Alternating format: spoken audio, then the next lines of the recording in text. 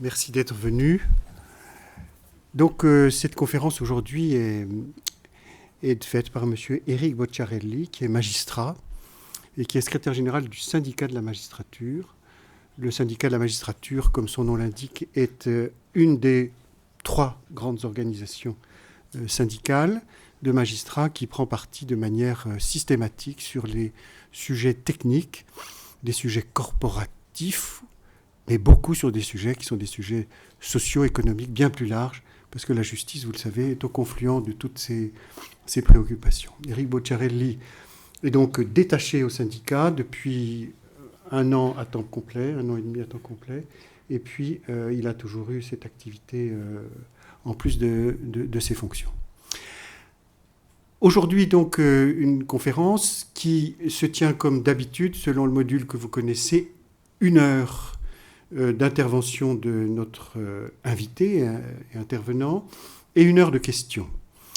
Je suis ici par délégation de Quentin Urban, qui malheureusement n'a pas pu rester. Je suis également magistrat, je m'appelle Michel Lorrain, j'ai eu des fonctions assez diverses, et si ça peut vous intéresser, il se trouve que je suis impliqué dans une association ici, qui s'intéresse à la réinsertion des détenus.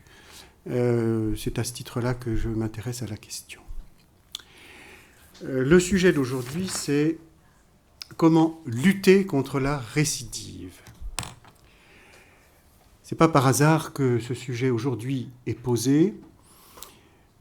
Vous êtes juriste et vous allez avoir cette tendance, pour ne pas dire cette tentation, d'aborder la question un peu comme on pourrait le faire par le droit pénitentiaire, le droit de l'application des peines. Nous sommes à un tournant de la réflexion aujourd'hui. Monsieur Bocciarelli vous expliquera les initiatives qui sont prises, qui sont des initiatives importantes sur cette question, parce que la réflexion a connu une très grande inflexion, pour plusieurs raisons. Des raisons qui sont tout à fait concrètes, exaspérantes, urgentes, et puis des raisons très profondes. Les raisons concrètes, bien sûr, c'est la suroccupation des prisons, le taux d'occupation des prisons, qui a conduit une mission d'information parlementaire de l'Assemblée nationale, conduite par messieurs Rimbaud et Huige. Je vous engage à aller voir son rapport qui date du 23 janvier 2013 et qui s'intitule « Repenser ou penser la peine autrement, proposition pour mettre fin à la surpopulation carcérale ». Autrement dit, on repense la peine parce qu'il y a trop de monde en prison et qu'on ne sait pas comment gérer, on a envie de dire, du point de vue matériel. C'est une des raisons urgentes, pourquoi pas. Tout près d'ici, à la maison d'arrêt de l'Elzo, le taux d'occupation, aujourd'hui, où nous parlons, est de 181%.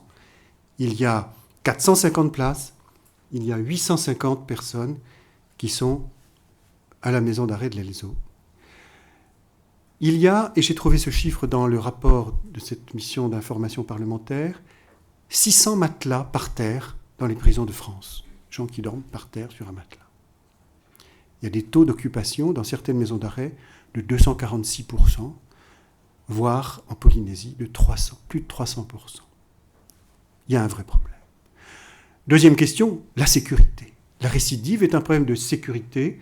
C'est une préoccupation à l'égard des victimes. Elle est urgente. Elle est aussi exaspérante parce que dans certains quartiers, c'est vrai que des personnes souffrent beaucoup de la délinquance et d'une délinquance qui se reproduit, qui se réitère au même endroit. Urgence également parce que les délinquants eux-mêmes, on le voit bien, sont des personnes qui sont, je dirais, dans le décours de vie difficile, avec ces facteurs aggravants de la récidive, que sont, comme vous le savez, les addictions, les difficultés de santé mentale, le manque d'emploi. Le grand mot qui vient dans les discussions actuellement, c'est la désistance. La désistance, c'est le fait pour un délinquant de quitter l'orbite de la délinquance. Eh bien, un des grands facteurs de la désistance, je ne vous l'apprends pas, c'est l'emploi.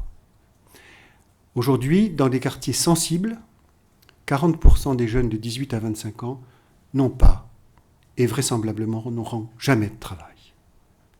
Par conséquent, on est face, je le dis bien, à des difficultés concrètes.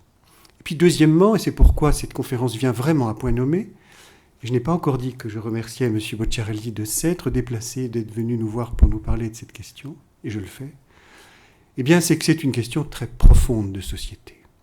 Voyez-vous, quand on dit penser la peine, punir dans une société démocratique, dit un autre document dont on vous parlera tout à l'heure, c'est vraiment intégrer la réflexion à toute notre vie à nous. Je ne crois pas que la société puisse dire à la justice et à l'administration pénitentiaire, voilà nos délinquants, gérez-les, on ne veut plus les voir. Ou si on les voit, il faut qu'ils soient absolument incontestables, inattaquables. Je crois qu'il y a une autre démarche qui est une démarche d'appropriation, de responsabilisation citoyenne de toute la société civile à l'égard des délinquants et de la récidive. Ce n'est pas par hasard qu'il y a des délinquants et de la récidive dans la société d'aujourd'hui. Je veux dire que, comme le disent beaucoup des documents dont on va vous parler certainement, il y a une main à tendre de la part de la société civile à l'attention, bien sûr, des délinquants. Mais pensez aussi aux surveillants. Dans son dernier rapport, qu'il faut que vous alliez voir, le contrôleur général des lieux de privation de liberté, le rapport 2012, qui est sorti en février 2013, vous le voyez sur Internet, le contrôleur général, M. Delarue, nous explique que les surveillants eux-mêmes, et surtout les cadres de l'administration pénitentiaire, s'en vont. Ils quittent la fonction parce qu'elle est devenue trop difficile. Bien sûr, la surpopulation, mais également le fait que ce sont des gens qui se sentent complètement isolés face à la difficulté. Aujourd'hui, un conseiller pénitentiaire d'insertion et de probation, les CPIP, qui sont en gros les travailleurs sociaux qui sont en détention et qui s'occupent des aménagements de peine. Un CPIP peut avoir 100 détenus sous sa responsabilité. Et il faut qu'il gère la préparation à la sortie. On sait que la sortie sèche donne lieu, c'est un chiffre qui figure dans le document du jury de la conférence de consensus, là aussi allez le voir impérativement sur l'Internet Justice, on sait que la récidive s'applique 1,6 fois plus aux personnes qui sont en sortie sèche qu'aux personnes qui ont un aménagement de peine. Aujourd'hui, il y a 17% seulement de détenus qui bénéficient, 17% en 2011, en 2000, et aujourd'hui, je crois qu'on est à 10% de détenus qui sortent en libération conditionnelle. Or, on sait que la libération conditionnelle est un très grand facteur de désistance, comme on dit. Voilà, je voulais vous dire tout ça pour vous dire qu'on est au cœur d'un problème très profond, très difficile, très social, terriblement présent et qui nous concerne tous, et qu'il y a vraiment lieu d'entrer dans les réflexions qui sont proposées. Monsieur Bocciarelli va le faire, et je le remercie à nouveau. Je voudrais vous inviter, en votre qualité d'étudiant en droit, à aller voir 4 documents.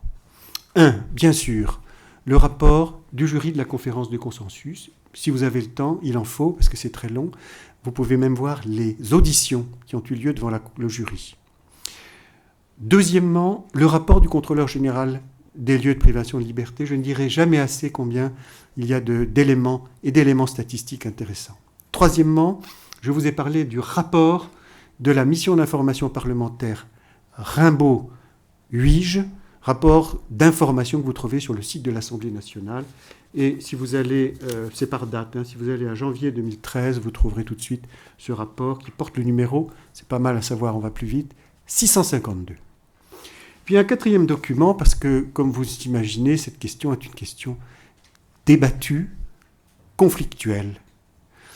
Et il y a des prises de position de juristes, et en particulier dans la dernière livraison du recueil Dalloz, du 21 mars 2013, un article de Madame Herzog-Evans sur précisément les propositions du jury de la conférence du consensus. Allez voir ce document qui est assez critique, qui est assez juridique. J'en ai déjà trop dit, à vous la parole. Merci. Merci à l'Institut d'études juridiques d'avoir invité le syndicat de la magistrature pour cette conférence débat. Merci pour cette introduction très riche et humaine, parce qu'effectivement, nous allons parler là de questions qui ne sont pas que théoriques. En tout cas, il faut vraiment se projeter sur du concret. C'est peut-être aussi l'intérêt pour vous d'avoir un magistrat aujourd'hui face à vous. C'est juste en vous entendant, vous incitiez le public à aller voir certains documents. J'ajouterais, essayez de retrouver sur le net ces documents qui sont sortis au moment de l'affaire des Baumettes. Je pense que vous avez tous entendu parler de l'état de cette prison en fin d'année dernière, les Baumettes à Marseille, et on a vu publier des photos. Et c'est quand même particulièrement révélateur de l'état de nos établissements pénitentiaires, pas tous, mais certains. Et effectivement, quand vous évoquiez à l'instant un nombre important de détenus qui dorment sur des matelas posés au sol, c'est effectivement une réalité. Alors le syndicat de la magistrature, avec d'autres, et notamment l'Observatoire international des prisons, le syndicat des avocats de France, a essayé de faire bouger les choses, a essayé et notamment par des procédures devant les juridictions administratives, de pousser à une prise de conscience de ce que c'est que l'état de nos prisons et des besoins, bien sûr, en cette matière. Alors c'est peut-être, ce n'était pas prévu, mais un début d'introduction à nos débats. C'est un angle d'attaque, en tout cas. Le syndicat de la magistrature vient de vous être présenté. C'est un syndicat, c'est le premier à s'être constitué sous la forme de syndicat. Ça n'a pas été sans mal il y a maintenant une quarantaine d'années. Donc bien entendu que le syndicat de la magistrature intervient dans des domaines de défense professionnelle, des magistrats de l'ordre judiciaire, mais pas que. La particularité du syndicat de la magistrature, c'est de considérer que la place du juge est au cœur de la société, et c'est effectivement de se soucier de toutes ces problématiques qui doivent tous nous concerner. Et donc vous entendrez à l'occasion, vous l'avez déjà peut-être suivi, des prises de position sur des thématiques aussi variées que par exemple la question du droit des étrangers, la question des mineurs, la question des gardes à vue, etc., etc., etc. Je suis quant à moi secrétaire général du syndicat de la magistrature depuis peu, effectivement en décharge, donc j'occupe là actuellement mon temps sur cette mission, mais je suis par ailleurs juge des enfants et j'ai été juge d'instance donc dans ma carrière de magistrat. Ce n'est pas une première pour l'IEJ, puisque vous aviez déjà invité l'année dernière Mathieu Monduel, notre ancien président, pour évoquer les 200 propositions du syndicat pour une réforme de la justice. Alors on y vient peut-être dans ces réformes. En tout cas là on va parler de la conférence de consensus et de ce qui va peut-être en découler sur le plan législatif. L'actualité est intéressante. Vous avez dû entendre parler de la mise en examen d'un ancien président de la République et des réactions que cette mise en examen a entraînées.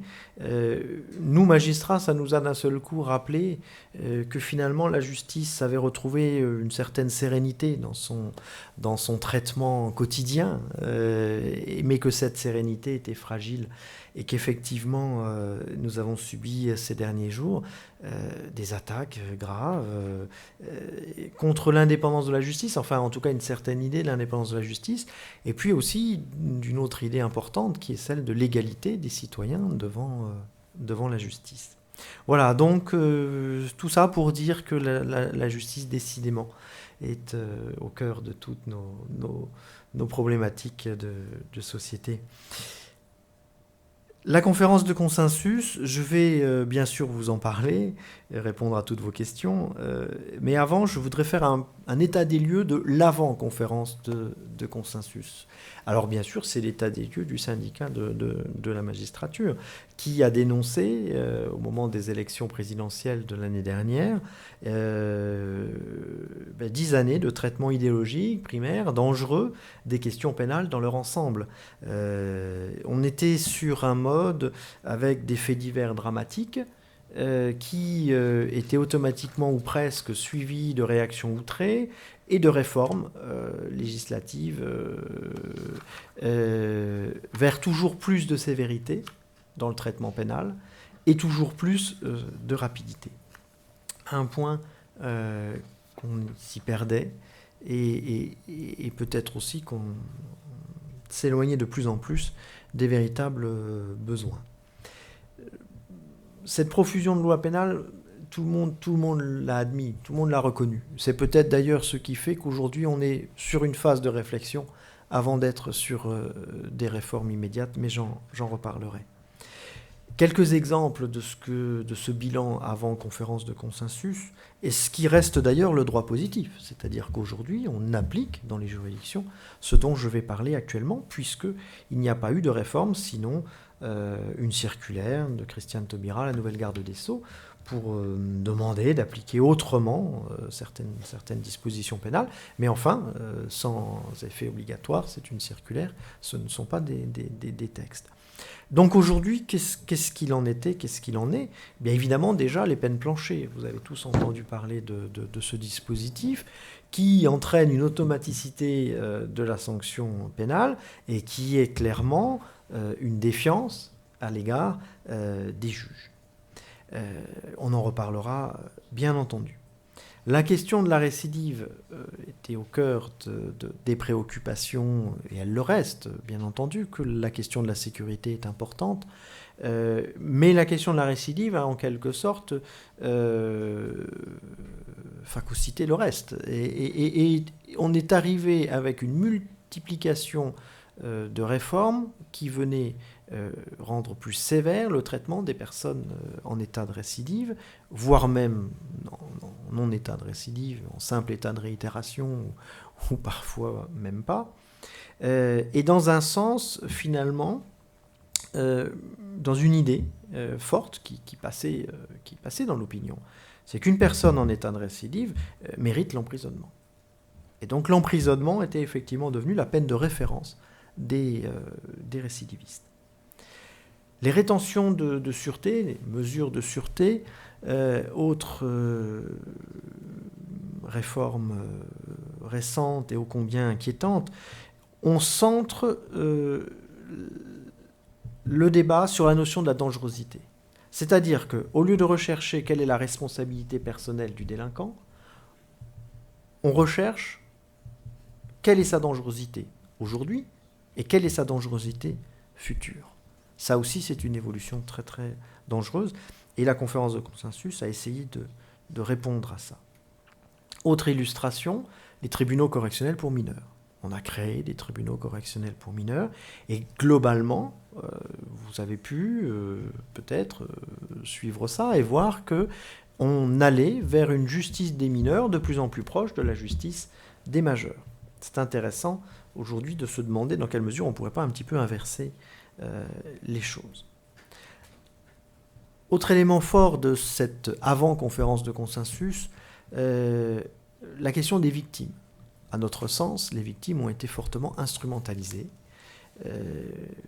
On a régulièrement mis en avant la question de la victime, la nécessaire prise en compte de la situation de la victime, de leur point de vue, mais abusivement et en réalité sans beaucoup de résultats. C'est-à-dire qu'on a eu des bureaux d'aide aux victimes qui ont été instaurés dans certains tribunaux, mais pas dans tous, loin de là.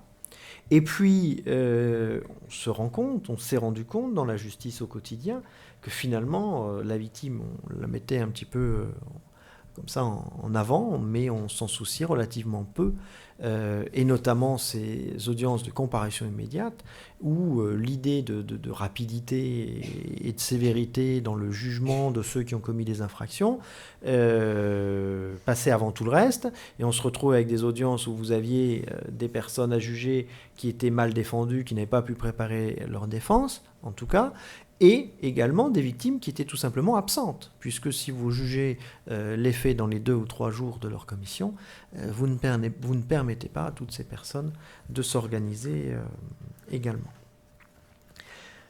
Si on fait un état des lieux, je ne peux pas ne pas parler de la surpopulation carcérale. Alors ça a été évoqué en introduction, c'est effectivement quelque chose d'essentiel. Une surpopulation qui n'a cessé de prendre de l'importance ces dernières années, et on a un petit peu rendu schizophrène la justice dans son ensemble et les juges d'application des peines en particulier. C'est-à-dire que le mot d'ordre était clairement toujours plus sévère, donc plus de peines d'emprisonnement et des peines d'emprisonnement plus longues. Ça, c'est quand même clairement l'effet peine plancher. Mais en même temps, des établissements pénitentiaires déjà pleins, surchargés, et donc l'impossibilité de mettre à exécution toutes ces peines, toutes ces mesures de prison. Donc schizophrénie, parce que en même temps qu'on nous demandait de remplir en quelque sorte les prisons, on demandait aux juges d'application des peines de les vider le plus rapidement possible pour pouvoir faire face à ce flux. Et c'est un des points qui sera retenu par le jury de la conférence. Ça n'est bon pour personne, ça. C'est quelque chose d'essentiel, il faut vraiment le percevoir. On n'est pas là pour plaisanter. Si vous dites à une personne qui est jugée qu'elle prend une peine d'emprisonnement, mais qu'en réalité elle n'ira jamais en prison parce que ce n'est pas possible, bien on a tout faux, pour parler simplement. Donc ça a été très très difficile pour la magistrature notamment, mais également tous ceux avec qui nous travaillons. Vous avez parlé des services de probation, mais tous nos partenaires habituels. Vous vous souvenez peut-être de ce que l'on a appelé l'affaire Pornic et le mouvement de contestation qui s'en est suivi dans les juridictions, puisque on se retrouvait en fait dans l'impossibilité de faire face, de prendre en compte toutes les mesures et tout ce qui devait être fait, et en même temps il fallait des responsables à chaque dysfonctionnement. C'est quelque chose qui n'était pas possible. Juste quelques chiffres. Depuis les peines planchers qui ont été créées en août 2007, ce sont environ 4000 années d'emprisonnement supplémentaires qui ont été prononcées par an. Donc ça donne un petit peu une idée. La densité carcérale, la France est au 24e rang sur 27 pays de l'Union européenne dans ce domaine, malheureusement. Et en nombre de détenus, au 1er mars, il y a 66 995 personnes en détention, pour 56 992 places. Il y a en France, je crois, à peu près 385 juges d'application des peines, 5000 agents et conseillers d'insertion et de probation, pour 145 000 peines aménagées en 2010.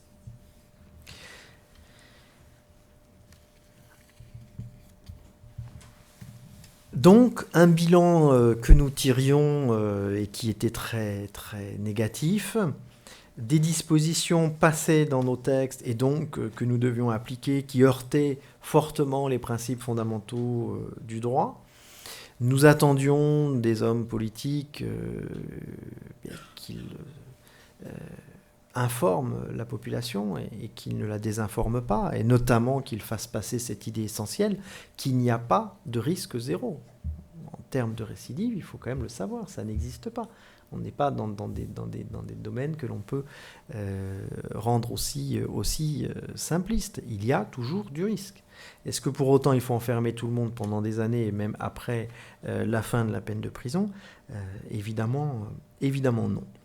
Alors, suite à cette période, le syndicat de la magistrature attendait des réformes immédiates. Je ne le cache pas. Nous aurions aimé que l'année dernière, dès l'été, on ait comme ça une série de lois abrogées, les peines planchers, le tribunal correctionnel pour mineurs, la rétention de sûreté, et quelques autres.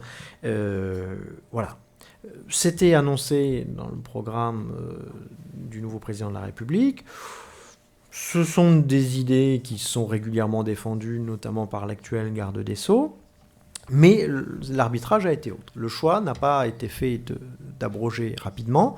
Le choix a été fait de se donner un temps de réflexion et de reconstruire et de préparer, me semble-t-il, des réformes.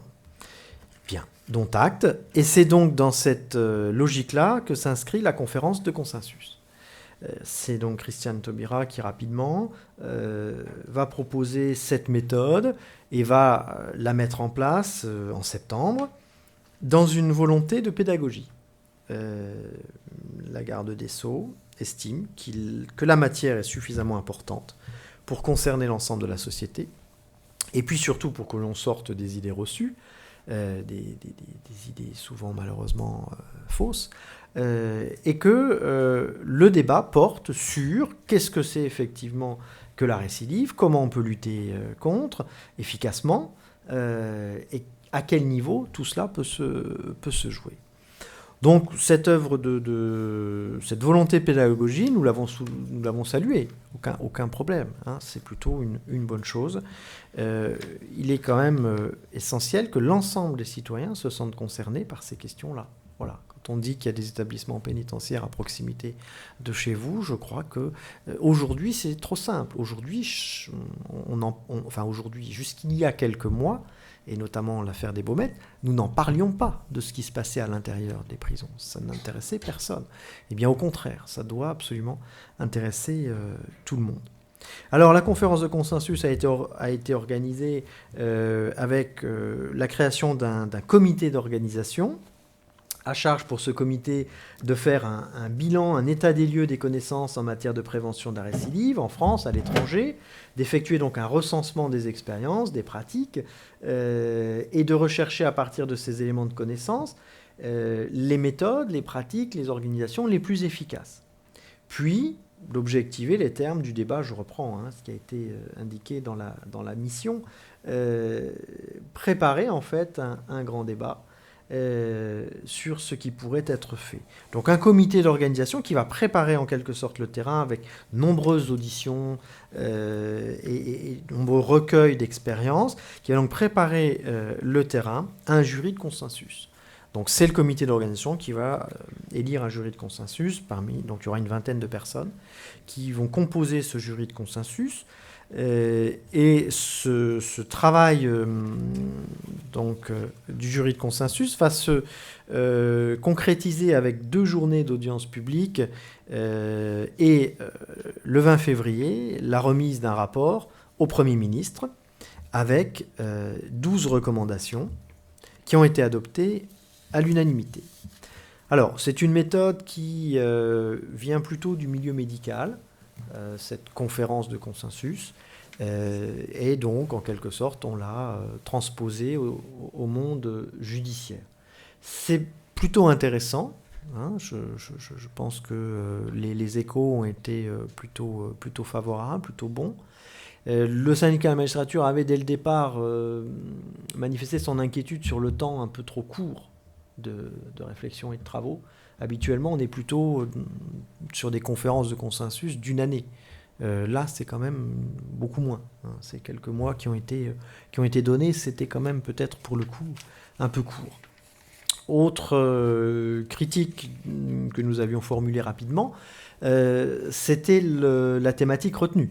L'efficacité des réponses pénales afin de mieux prévenir la récidive. Rapidement, nous avons fait savoir qu'à notre avis, il ne fallait pas se bloquer sur cette question de la récidive, mais qu'il fallait au contraire traiter beaucoup plus globalement les questions pénales. Donc c'est la question de l'étendue du champ du droit pénal, la question du sens de la peine, ça a été évoqué, c'était effectivement essentiel, les modalités d'exécution, le rôle de la prison, l'acte de juger.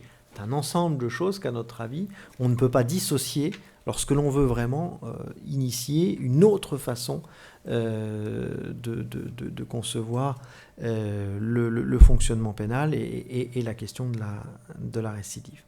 Alors sur ce point-là, nous avons été partiellement entendus parce qu'en fait, bien qu'on ait une thématique récidive au départ pour la conférence, vous verrez que les conclusions, les recommandations du jury sont allées beaucoup plus loin.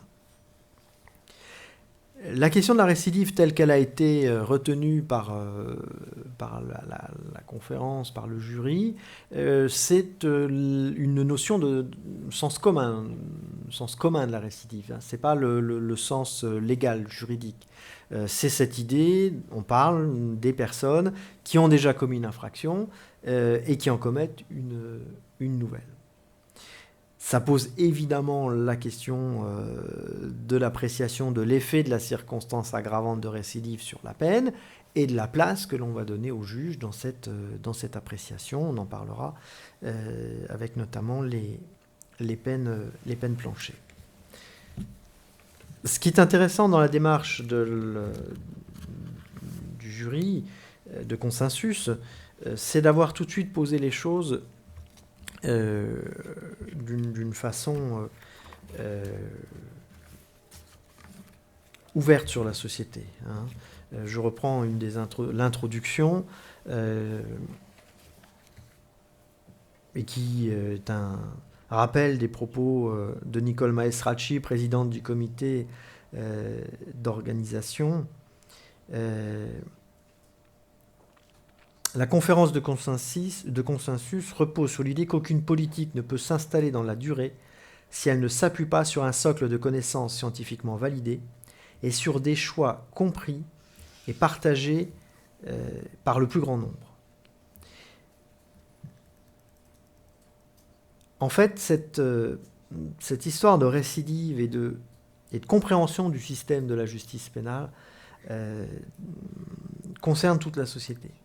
On est là sur des enjeux humains, des enjeux sociaux, et il est essentiel qu'on ne se limite pas au domaine technique judiciaire, mais qu'on s'intéresse à l'ensemble des sciences sociales et que l'ensemble, encore une fois, des forces de la société s'intéressent à ces questions pénales. Donc je pense qu'on a fait un pas, vers ça dans ce travail de la conférence de consensus. Je vous propose de reprendre tout simplement les 12 recommandations et puis de les commenter. Après cela, je reviendrai un petit peu sur les attentes et le point de vue du syndicat de la magistrature sur ce qui peut manquer dans ce travail, sur les perspectives, qu'est-ce qu'il va en être fait, ça nous en discuterons. Et puis bien sûr, un temps de débat et de réponse à vos questions. Je crois que c'est important que cet échange ait lieu. La première recommandation est forte. Recommandation 1, la peine de prison, une peine parmi d'autres. Le jury de consensus considère de manière générale que la sanction doit prioritairement se traduire par une peine qui vise l'insertion ou la réinsertion des personnes qui ont commis une infraction. Il recommande de concevoir la peine de prison non plus comme une peine de référence, mais comme une peine parmi d'autres. Voilà, je viens de vous lire in extenso cette recommandation 1, elle parle d'elle-même. Je crois que là, on s'y retrouve complètement. On est dans une volonté de sortir du tout carcéral. Effectivement, on doit concevoir l'idée d'une sanction qui ne soit pas nécessairement une peine d'emprisonnement ou une sanction rattachée à l'emprisonnement. Donc ça, c'est clairement ce que dit la conférence de consensus. Et au regard de tout ce qu'on a pu constater au fil des années, d'une justice qui s'est complètement perdue, des peines complètement vidées de sens, comme on l'a déjà évoqué, une efficacité très relative, voire douteuse, de cette course en avant vers la sévérité, une saturation du système, que ce soit dans les tribunaux ou, comme je l'ai dit, dans les établissements pénitentiaires. Voilà. Donc, concrètement, l'emprisonnement ne doit pas être la peine référence. Et puis, un autre point très fort qui est marqué dans cette recommandation 1, c'est la priorité qui est donnée selon le jury de consensus à l'insertion. Ça, c'est effectivement quelque chose qui a beaucoup de sens et qui reviendra régulièrement. C'est cette idée que si vous voulez vraiment que ces personnes qui ont été condamnées, donc qui ont commis des infractions, ne récidivent pas, eh bien, il faut faire en sorte que ces personnes retrouvent leur place dans la société. Mais réellement. Et pas simplement les renvoyer chez elles à l'issue d'une peine d'emprisonnement sèchement, ne pas leur permettre effectivement de retrouver une place, que ce soit au plan du travail, au plan du suivi médical, etc. Et les remettre très très vite en prison, puisqu'il y aura commission de nouvelles infractions. Donc recommandation 1, quelque chose de très fort dans le sens. Recommandation 2, abandonner les peines automatiques. Là encore, une recommandation très courte. Au nom du principe d'individualisation de la peine, le jury considère qu'il est nécessaire d'abandonner les peines planchées. Alors, premier constat, là je vous donne la recommandation elle-même, bien entendu, le jury a fait les commentaires. Premier constat du jury, rien de scientifique ne permet de penser que la peine planchée a des effets positifs sur la question de la récidive. Deuxièmement, ce qui est certain en revanche, c'est que les peines planchées ont abouti à une véritable surpopulation carcérale, parce que oui, les tribunaux répressifs ont effectivement prononcé des peines d'emprisonnement plus longues et plus souvent des peines d'emprisonnement. Oui, les peines planchées portent atteinte à des principes essentiels, l'individualisation, la proportionnalité de la peine. J'ajouterai, quand on parle des peines planchées, qu'il n'y a pas que les peines planchées. On a aussi une automaticité des mesures répressives dans de nombreux domaines et dans des dispositions qui sont rentrées dans nos textes au fil des années. Par exemple, bien sûr, la révocation automatique des sursis simples après une peine ferme. Par exemple, l'impossibilité de mettre un sursis avec mise à l'épreuve au vu des antécédents de la personne concernée, ou encore l'obligation de mettre un mandat de dépôt dans certaines situations de jugement d'une personne récidiviste sur des infractions à caractère sexuel ou dans certains cas de violence, ou encore la restriction de possibilité d'aménagement des peines lorsque la personne était en état de récidive. Donc on a dans notre arsenal pénal judiciaire eu de plus en plus de modalités à caractère automatique. Donc comme je vous l'ai dit, ça veut dire qu'on prive le juge d'une appréciation au cas par cas de la situation, et c'est là que c'est évidemment très grave. Concrètement, c'est ça. C'est-à-dire que le magistrat est en grande difficulté pour dire, certes, cette personne a tels antécédents, mais la situation du cas d'espèce justifie tout de même qu'elle n'aille pas en prison pour tant de temps. Et voilà. Et à charge pour le magistrat de dire pourquoi, effectivement, il l'estime. Je vais vous donner un exemple concret, moi qui suis juge des enfants. Quand vous êtes juge des enfants dans le cadre pénal, votre priorité, en tout cas une de vos priorités, c'est de faire en sorte que ce mineur qui est à un moment peut-être devenu délinquant ou qui est en voie de le devenir, devienne un majeur sorti de là. Voilà, qui retrouve toute sa place dans la société. Et on est confronté, quand on est juge des enfants, à de nombreuses situations, à de nombreux mineurs qu'on voit une fois, puis on ne les reverra plus. Le taux de récidive pour les mineurs, il est inférieur à 20%. Voilà, on ne les reverra pas, tout cela. Mais alors, à l'inverse, vous avez effectivement des mineurs qui sont en grande difficulté, qui sont confrontés à des difficultés majeures, je développerai peut-être plus tard dans les questions, mais et que eux, nous allons retrouver très régulièrement dans nos cabinets de juges des enfants. Et là, c'est dur, effectivement. Et là, vous avez toute une échelle de peines, de réactions. Alors, bien sûr, déjà des mesures éducatives, et puis vous pouvez vous retrouver jusqu'à des mesures de placement dans des centres éducatifs renforcés, centres éducatifs fermés, des mesures également, des peines de prison. Ce sont des choses qui arrivent. Eh bien, ce que je veux vous dire, c'est que même ces jeunes qui sont dans un parcours de délinquants, même ces jeunes, à un moment donné, si on arrive à faire un peu changer cette courbe, si on arrive à les aider, à peser sur leur environnement, à soutenir la famille, à les faire eux-mêmes changer d'avis ou à les aider aussi à surmonter les difficultés auxquelles ils sont confrontés, il n'y a aucun de ces jeunes qui sort de la délinquance du jour au lendemain. Ça n'existe pas. C'est-à-dire que ce sont des jeunes qui ont besoin d'être soutenus sur la durée. Et certains vont en sortir. Mais si vous êtes dans l'automaticité des réactions, des peines, des mesures, et que quand vous avez un jeune qui arrive enfin à sortir et qui change de comportement, qui n'est plus dans la commission d'actes à répétition, le jour où il va quand même faire une ânerie, parce que ça arrivera à un moment donné, c'est-à-dire qu'au lieu d'en faire à répétition et des graves, il va en faire une petite. Il va revenir devant le juge des enfants au tribunal pour enfants. Et là, si on est coincé, si on est tenu d'eux parce qu'il a des antécédents, ça veut dire qu'on va complètement mettre à mal le processus qui était engagé pour que ce jeune sorte de la délinquance. Et c'est justement ça ce que nous ne voulons pas. Donc laissons au juge cette capacité, cette possibilité d'apprécier au cas par cas ce qu'ils doivent faire. Et croyez bien que contrairement à ce qu'on laisse penser, la justice n'est pas laxiste, et y compris la justice des mineurs, a tous les moyens, quand il le faut, s'il le faut, pour prendre des sanctions très très fortes.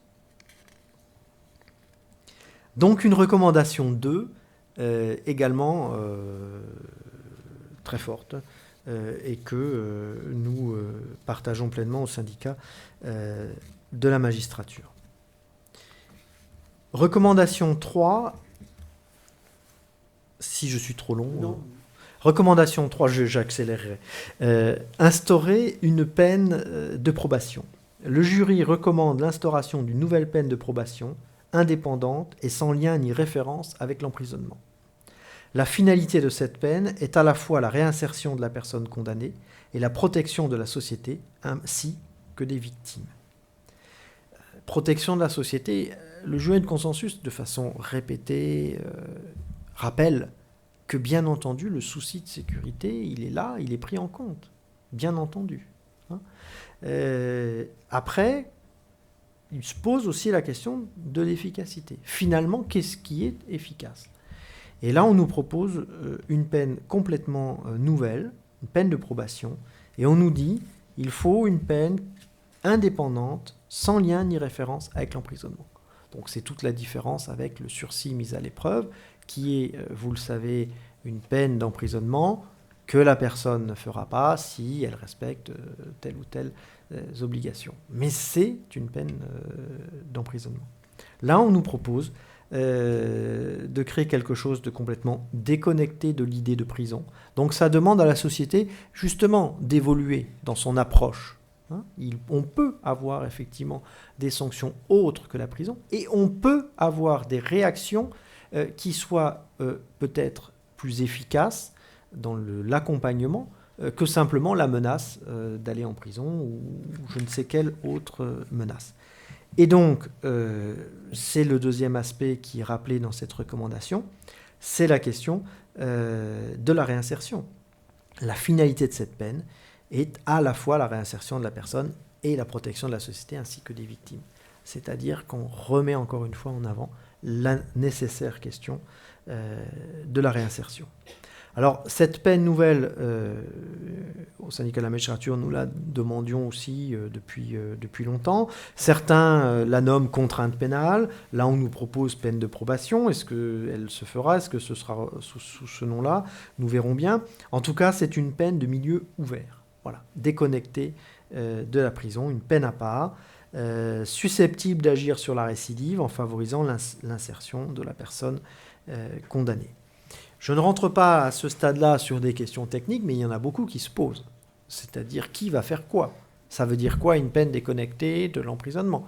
Est-ce que le tribunal correctionnel qui va prononcer la peine de probation, va quand même dire que si jamais la personne ne respecte pas, elle risque une peine de prison. Ou pas, ou on déconnecte complètement. Et qui fait quoi entre le juge, le tribunal correctionnel, donc le juge pénal, répressif, qui prononce la sanction, et le juge d'application des peines. Voilà. Donc il y a là des questions qui devront être réglées.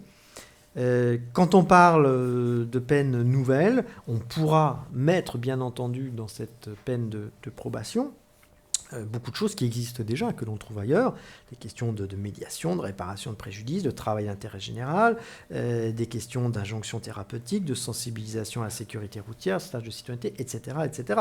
On a évidemment beaucoup de choses qui sont de l'ordre de la sanction, et puis on va pouvoir également travailler sur des facteurs de réinsertion, l'accès au logement, la recherche de l'emploi, l'accès aux soins, la formation professionnelle, etc. C'est évidemment dans cet accompagnement-là qu'il y a beaucoup de choses à faire.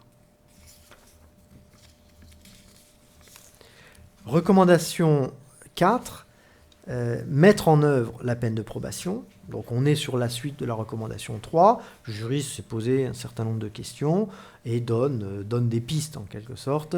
Le jury estime que la durée maximale de la peine de probation devra être fixée par la loi et que la durée effective sera déterminée par le juge du fond.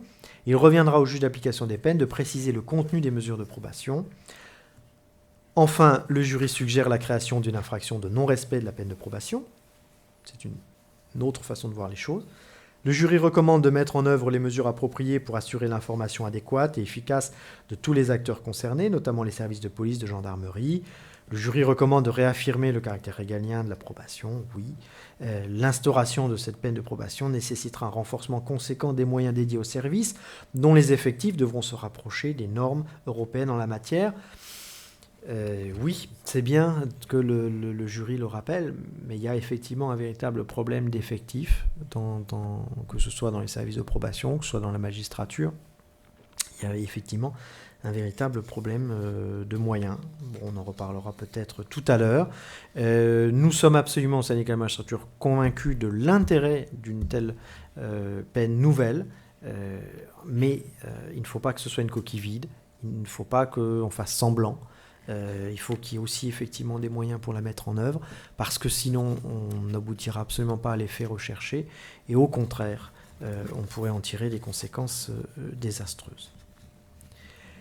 Recommandation 5, sortir certaines infractions du champ de la prison. Le jury recommande de changer de perspective et de réduire le nombre d'incriminations passibles d'une peine d'emprisonnement. Il recommande aussi de ne pas poursuivre dans la voie de la création de délits nouveaux. En outre, il suggère de recourir à la contraventionnalisation de certains délits afin de garantir aux justiciables la comparution devant un juge. La contraventionnalisation semble indiquée pour les délits représentant un contentieux quantitativement important mais de faible gravité. Donc vous savez que dans l'échelle des infractions, vous avez les moins graves, ce sont les contraventions, puis les délits, puis les crimes. Alors, clairement, le syndicat de la magistrature a été déçu par cette partie-là du travail de la conférence de consensus, qui est dans l'incitation et qui, selon nous, ne va absolument pas assez loin. Bon, j'en parlerai, je crois, tout à l'heure, enfin, je pense. C'est ce que nous attendions et ce que nous attendons toujours, bien sûr, puisque rien n'est encore décidé, un véritable travail de dépénalisation. Parce que, je vous l'ai dit, la machine, en quelque sorte, elle est engorgée. Inutilement, à notre sens, on renvoie mille et une infractions, on pénalise mille et un comportements sociaux à tort. Il serait vraiment bon d'avoir, avant cette question de comment on gère la sanction et laquelle et comment on l'applique, d'appauvrir très fortement ce flux de passage devant les juridictions. Donc ça, on en reparlera. Dans cette partie-là, la conférence de consensus parle aussi des parquets, donc procureur de la République, substitut, et de la question du classement sans suite. Il est effectivement important de rappeler que dans un bon fonctionnement de notre système pénal, il serait bien que les parquetiers usent réellement de l'opportunité des poursuites. Or, on a aussi là beaucoup évolué. On est dans une idée qu'il faut absolument tout réprimer, avoir une réponse pénale systématique à tout. Voilà, vous savez, on cite toujours les mêmes exemples, hein, mais voilà, une bousculade dans une cour de récré, et voilà. Est-ce qu'il faut véritablement aller devant la justice pour ça? Nous ne le pensons pas. Les statistiques judiciaires également ont leur importance. On a une pression statistique ces dernières années sur la justice, mais également sur les forces de l'ordre, police, gendarmerie. En tout cas, sur la justice, on a mis en avant quels critères? Le taux de réponse pénale. Là encore, c'est pas neutre. Le taux de réponse pénale, ça veut dire que ce qui finalement compte le plus, c'est ce chiffre. On est à combien? On est à 92%, 93%, 94%. C'est-à-dire tout ce qui vient tout ce qui arrive dans la justice, et donc chez le procureur. Est-ce que c'est traité? Est-ce que ça sort pénalement? C'est peut-être pas le meilleur critère, hein, parce que si vous avez des dossiers qui sont bâclés au niveau de l'enquête et au niveau du traitement judiciaire et qui se terminent par une relaxe, ça aurait peut-être été mieux de fonctionner autrement avant. Et quels critères quantitatifs on pourrait aussi développer? Ce sont des questions qui sont importantes.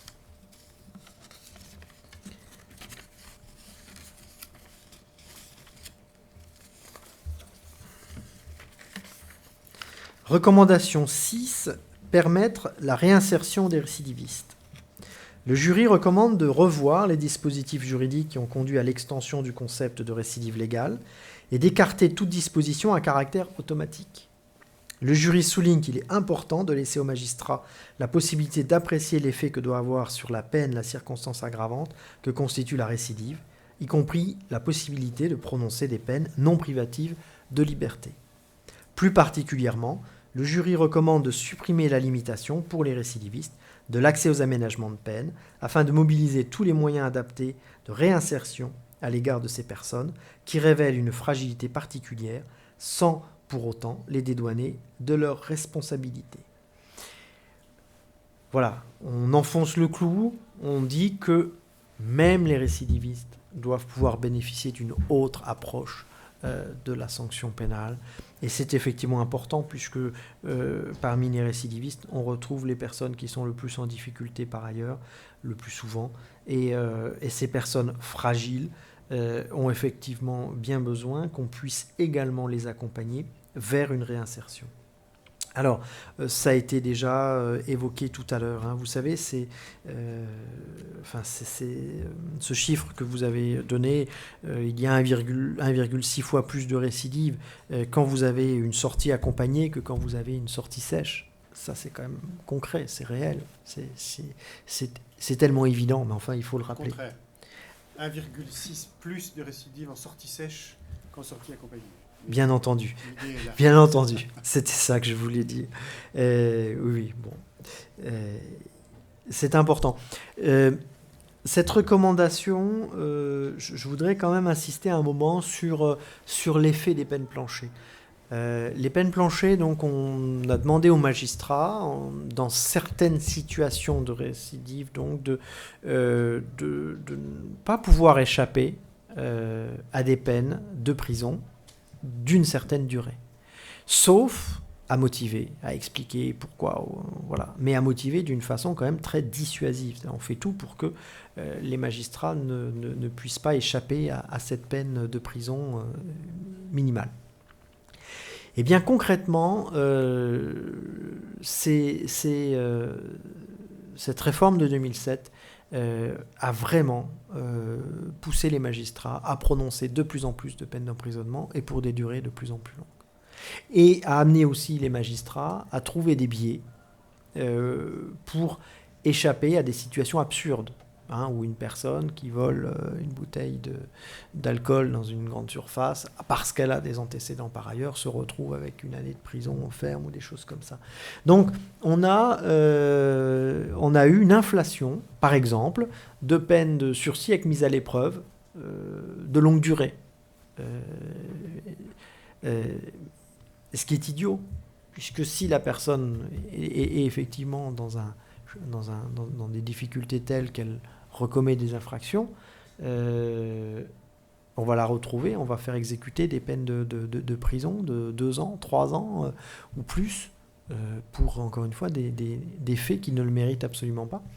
Donc on a concrètement une explosion, et je l'ai dit tout à l'heure, du nombre d'années d'emprisonnement prononcées, et on a aussi explosé en quelque sorte le système pénal, et je l'ai dit, avec finalement, en dernier recours, des attentes vis-à-vis des juges d'application des peines, en leur disant, mais surtout, vous vous débrouillez, mais toutes ces peines-là, il faut trouver des moyens de les aménager. C'est pas possible, il n'y a pas assez de place dans les prisons. Voilà, ça c'est quand même un peu la réalité, une réalité bien triste, et il faut effectivement en sortir.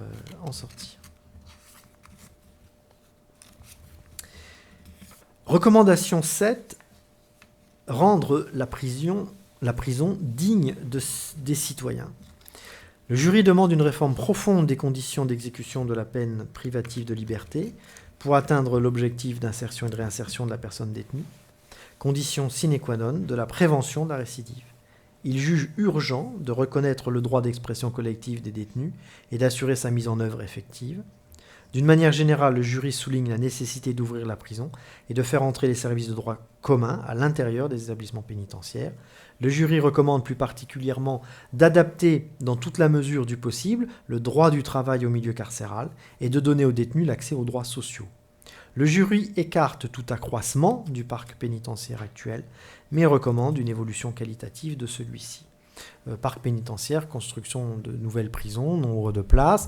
Il était annoncé des chiffres quand même particulièrement élevés de construction de nouvelles places de prisons. On était, selon les évaluations, 13 000, 15 000, 18 000.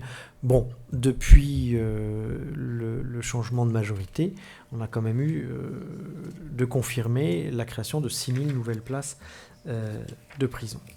Donc, c'est d'ailleurs un engagement de l'actuel garde des Sceaux de dire il faut absolument qu'en France, enfin, nous nous conformions aux règles pénitentiaires européennes. C'est une évidence. Mais encore faut-il en prendre conscience et rappeler que nous n'y sommes pas. C'est évidemment la question de l'encellulement individuel. Parce que quand on parle tout à l'heure de matelas posés au sol, c'est ça, ce sont des cellules qui font 11 mètres carrés, et vous avez un lit de prévu. Alors ce qui est amusant, c'est qu'on a des nouveaux centres pénitentiaires qui sont construits sur des nouvelles normes, normalement avec des douches, pas avec une douche dans la cellule. Donc c'est une bonne chose, c'est une avancée, et normalement une cellule pour une personne. Sauf que j'ai vu ça à Nancy-Maxéville, dès le départ, on met sur le lit un deuxième lit. Parce qu'on sait très bien qu'on ne va pas pouvoir tenir cet objectif de l'encellulement individuel et qu'on aura 2 personnes. Donc vous êtes dès le départ, on est mal parti. On prévoit déjà la possibilité d'avoir une deuxième personne, au moins elle sera dans un vrai lit. Et effectivement, on a des endroits où malheureusement, on ne va pas se contenter de ces 2 personnes dans une cellule pour une, on va en plus rajouter 1 ou 2 matelas au sol, tellement on manque de place. Une personne est privée de sa liberté lorsqu'elle est condamnée à une peine d'emprisonnement. Elle n'est pas privée de sa dignité. Elle n'est pas privée de l'exercice de ses droits sociaux. Et elle n'a pas à être mise en danger dans l'univers carcéral. Parce que la réalité, c'est celle-là aussi. La prison, malheureusement, c'est aussi le lieu de beaucoup d'excès, le lieu de trafic, le lieu de pression, le lieu de violence, et bien entendu que c'est indigne d'une société qui se veut avancée. Donc le problème de la surpopulation carcérale est essentiel, on en a déjà parlé. Je vous parlerai tout à l'heure de ce que le syndicat de la magistrature aurait aimé voir là, c'est l'instauration d'un numerus clausus. Mais je le développerai dans quelques minutes. Recommandation 8, empêcher toute sortie sèche. Le jury recommande l'interdiction de toute sortie sèche et l'adoption d'un système de libération conditionnelle d'office. Il entend que les conditions mises à la libération soient effectivement suivies et contrôlées par les services compétents, dotés des moyens adéquats. Donc, c'est la question de la libération conditionnelle. On l'a évoqué tout à l'heure, actuellement, vous n'avez que 10% des personnes qui sont en détention et qui sortent avec cette modalité d'accompagnement. Libération conditionnelle, vous avez encore un temps de peine de prison théoriquement à faire, mais vous sortez avant, sous condition. Et vous avez effectivement un suivi à ce moment-là. Et vous sortez si vous avez pu monter et présenter au juge d'application des peines un projet concret avec, une activité, une formation, un emploi, un logement, du soutien, etc. Donc, on a le jury de consensus là qui est très fort et qui dit que ce système de libération conditionnelle d'office doit se généraliser. Au syndicat de la magistrature, on est complètement dans cette idée-là. Ce qu'il faut comprendre, c'est l'efficacité de cette libération conditionnelle quand elle existe. Donc, développons ça.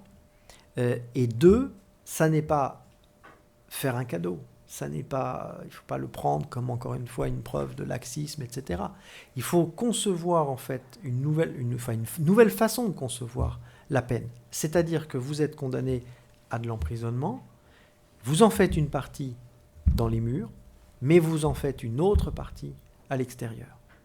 L'objectif étant, bien sûr, là encore, de préparer sa réinsertion et de ne pas voir la personne revenir devant les juridictions. Donc cette recommandation 8, nous l'avions demandée, nous l'avions défendue et elle est importante. Recommandation 9, permettre l'accès au dispositif de droit commun. Le jury recommande d'institutionnaliser la prise en charge des personnes placées sous main de justice, c'est-à-dire d'instaurer une politique interministérielle pour garantir l'accès de ces personnes aux différents dispositifs de droit commun. Je ne vais pas vous lire, là on a une recommandation qui est assez longue, mais bien entendu l'idée c'est de permettre aux personnes qui sont en détention de bénéficier des dispositifs qui existent à l'extérieur et surtout de faire en sorte qu'il n'y ait pas de rupture dans leur situation par rapport à ce qu'ils connaissaient avant et qu'il n'y ait pas de temps sans rien au moment où ils vont sortir, puisque si vous sortez sans rien, eh bien, le plus souvent, vous commettez de nouvelles infractions pour survivre. Donc tout ça n'est que bonne logique, et donc on a toute une liste de ce qui devrait se faire sans rupture. C'est le RMI, c'est les emplois, c'est les contrats d'insertion dans la vie sociale, c'est l'aide médicale d'État, c'est la question du droit au logement opposable, etc., etc. Et c'est donc, pour la conférence de consensus, cette idée de ne pas créer de services spécialisés supplémentaires, mais de faire bénéficier les personnes détenues du droit commun en la matière. Dans cette recommandation 9, on trouve un mot sur les mineurs et plutôt sur les jeunes majeurs. On rappelle au passage que dans certains systèmes étrangers, on permet, parce que l'accompagnement pour les mineurs sur le plan éducatif, il est quand même bon, et bien dans certains pays étrangers, on permet de faire bénéficier de cet accompagnement et de ces mesures aux jeunes majeurs. C'est quand même assez intéressant, alors que nous, on a été à deux doigts d'être dans l'inverse, c'est-à-dire de considérer que finalement, à partir de 16 ans, on n'était plus mineur, sur le plan pénal. Ce qui est, à notre sens, une aberration. Effectivement, on est loin de vouloir donner le permis de conduire à 16 ans, on est loin de vouloir donner le droit de vote à 16 ans, mais alors par contre, à 16 ans, on serait suffisamment mûr pour être jugé comme des majeurs. Non, c'est effectivement le contraire qu'il faudrait faire. Recommandation 10, supprimer les mesures de sûreté. Le jury recommande d'abolir la rétention de sûreté et la surveillance de sûreté, mais de maintenir dans son principe la surveillance judiciaire. Concernant la surveillance judiciaire, le jury recommande d'en reconsidérer le périmètre, de supprimer le sort particulier fait aux personnes en état de double récidive. Cette recommandation, elle est importante. Elle dit quoi? Elle dit qu'il n'y a absolument pas besoin d'une mesure d'enfermement qui viendrait après la peine de prison. Parce que c'est quand même bien ça dont on parle. C'est quand même cette idée que une personne a été condamnée à une peine de prison, peut-être parfois très longue, eh bien, après l'exécution de cette peine de prison, elle a purgé sa peine, comme on dit. Hein, les mots ont leur sens, purger sa peine. Eh bien oui, mais cette personne, parce qu'on estime qu'elle est dangereuse, eh bien on irait l'accueillir à la sortie et on irait l'enfermer dans des centres spéciaux pour un certain temps, et un temps pouvant être renouvelé.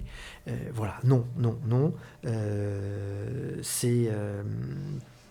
le mot, je ne sais plus où je l'ai trouvé, si c'est dans les travaux du jury ou du comité d'organisation, mais cette formule, elle est intéressante. Prédiction aléatoire d'un comportement futur. Effectivement, qu'est-ce qu'on nous demande de lire dans une boule de cristal sur des notions de dangerosité? Non, le jury est ferme sur cette question. Supprimer les mesures de sûreté. Recommandation 11. Conduire une évaluation raisonnée. C'est pas simple. Le jury considère que l'évaluation des personnes, pour être efficace, devrait s'appuyer sur de nouvelles méthodes de travail qui supposeront un changement dans les pratiques professionnelles.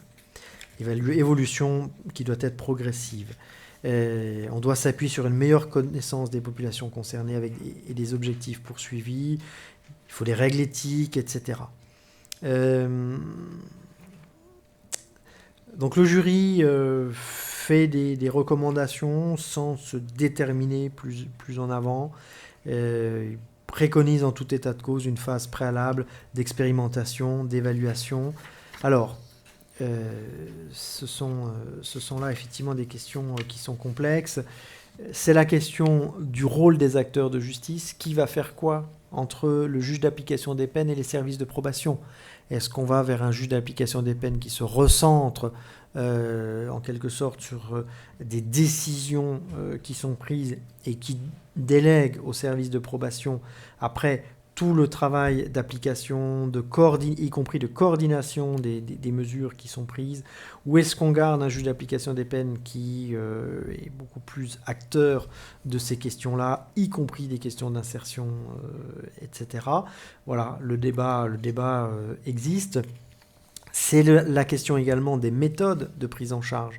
Il est souligné la faiblesse des méthodes actuelles de prise en charge pour ces personnes. On n'est pas très bon, voilà, on ne sait pas comment évaluer la situation des personnes que l'on suit et qui sont dans ces situations de récidive. On manque de structuration, on manque de rigueur dans ce domaine. C'est vrai qu'on n'a jamais beaucoup investi sur ces questions-là. Alors après, le jury fait toute la liste de ce qu'il faudrait faire et comment il faudrait le faire, mais sans prendre directement position sur une bonne méthode. On est plus sur un bilan des différentes méthodes. C'est aussi la question de l'évaluation des personnes elles-mêmes. On est dans un système où, en quelque sorte, on a soit des expertises, donc vous avez la personne qui doit bénéficier, par exemple, d'aménagement de peine. Est-ce qu'elle va rencontrer un médecin expert ou un psychologue, etc., qui va, dans une rencontre en face à face, évaluer ce qu'elle est, ce qu'elle peut devenir, ce qu'elle risque de faire? C'est un peu notre système, il a ses limites. Est-ce qu'on va vers ce que font certains pays avec des grilles actuarielles, c'est-à-dire que vous avez des critères qui sont dégagés, vous cochez aux questions, hein, est-ce que la personne vit seule ou pas, est-ce que elle a redoublé dans sa scolarité, est-ce que elle a déjà commis d'autres infractions, est-ce que elle vit plutôt à tel endroit, enfin toute une série de questions qui vous amènent à la fin à faire un calcul de points et à dire hop, cette personne elle est très dangereuse, moyennement dangereuse, elle va récidiver ou pas. Bon, on en dénonce nous en tout cas les risques de ces grilles actuarielles. Donc sur ça, la conférence de consensus est un petit peu au milieu et dit voilà, il faut essayer de trouver un compromis entre ces différentes méthodes, mais en tout cas qui respecte les personnes et qui soit sincère dans son approche.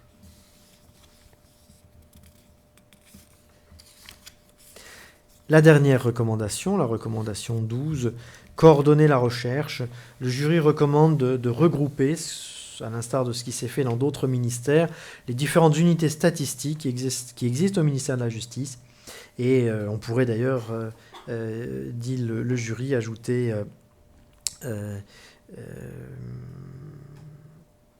les différents observatoires qui ont été créés par ailleurs pour en faire un gros et pour rechercher une cohérence statistique. Bien, c'est vrai que dans ce domaine, si vous voulez, je crois qu'il ne faut pas se contenter des statistiques pénales. Je crois qu'effectivement, il faut s'ouvrir à d'autres statistiques, ce qui est très intéressant. C'est par exemple dans le domaine de la santé, dans le domaine des affaires sociales, le travail, le logement, etc. Et qu'on ait une vraie réflexion sur ce que l'on peut faire de ces statistiques et pas un observatoire qui n'est pas indépendant et qui est toujours orienté dans ses comptes rendus, comme on a pu le connaître malheureusement ces dernières années.